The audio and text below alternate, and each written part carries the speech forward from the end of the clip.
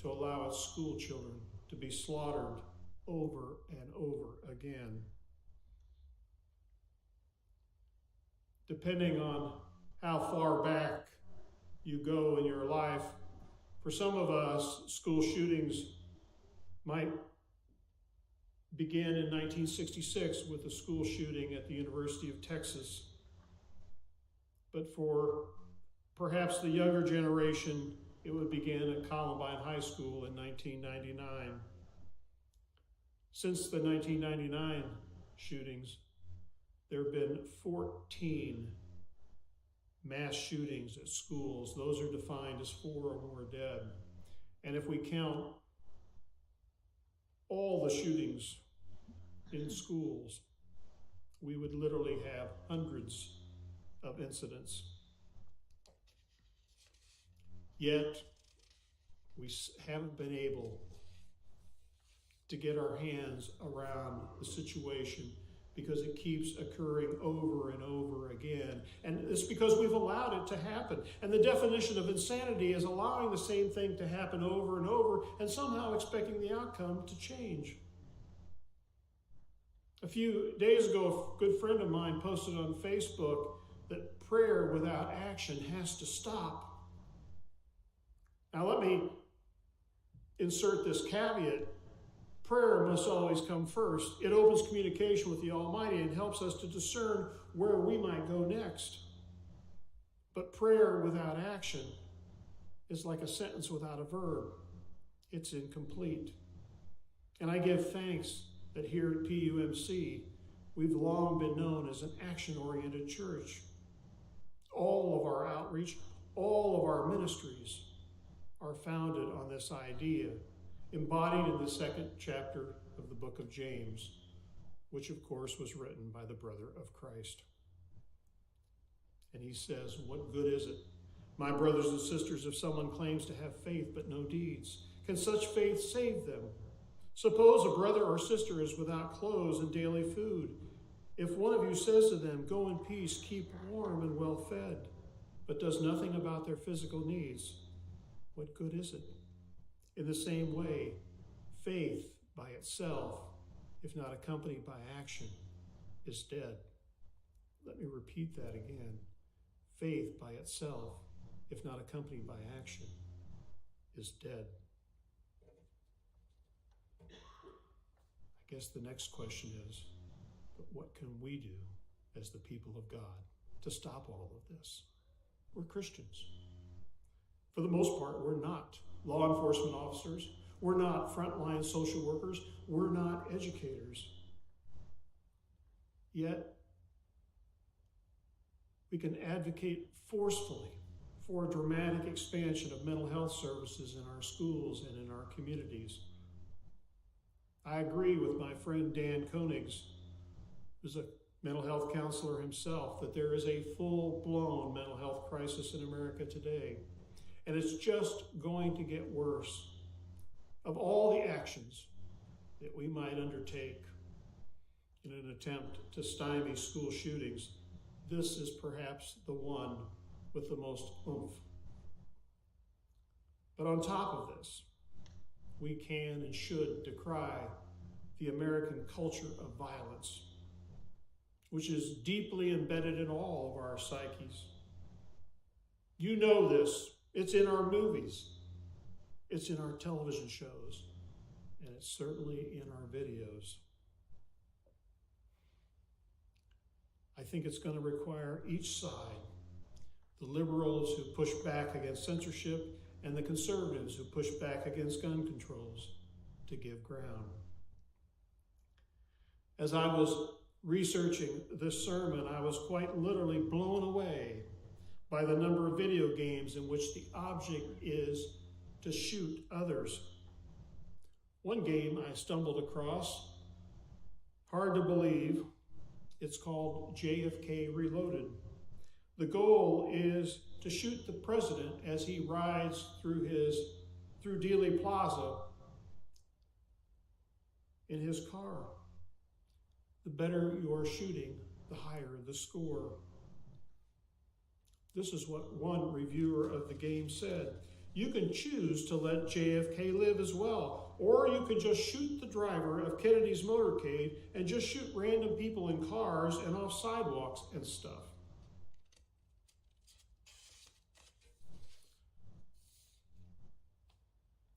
As for the Uvalde shooter, a guy named Salvador Ramos, he told a fellow gamer just a few days ago, after losing a violent video game called Dead by Daylight, that he was going to shoot up a school with his AR-15. The fellow gamer reported the incident to the FBI and to the gaming company. In the game, Dead by Daylight, one player takes on the role of a savage killer and others try to escape. But there's no word at this point on whether this tip was acted upon. Why, friends, do we allow this stuff to exist? What purpose does it serve? What good can come of it? The idea is that in general, in a free society, censorship is a bad thing. But to say that any censorship is a bad thing, of course, that is not true. It's far past the time when this kind of stuff needs to be reined in. At the very least, far more stringent controls need to be placed on it. To say that this kind of stuff doesn't contribute in some measure, large or small, to school shootings simply defies common sense. Dylan Klebold and Eric Harris, the two involved in the Columbine massacre, were obsessed with a video game called Doom. How apt. By the way, our scripture for today reminds us that the world is divided into two camps: the good and the evil, the faithful and the evil. And remember that for so much that was sacrificed on our behalf, surely we can count on Jesus to work with us as we try to go forward to get our arms around this vexing problem. The question for us, then, is this: when are we, as the people of faith, going to say that enough is finally enough? When are we going to have the intestinal fortitude to say this is the last straw? When is our anger and grief finally going to coalesce into action? Surely, all those who gave their lives for their country did not do so that we might allow the evil ones among us to slaughter our children. Amen.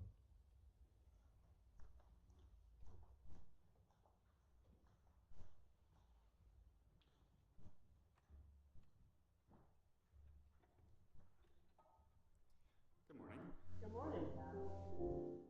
When we think about giving, a lot of times we think of it as just something that we do, something that we're supposed to do, but maybe aren't quite sure how to do it. But the Bible actually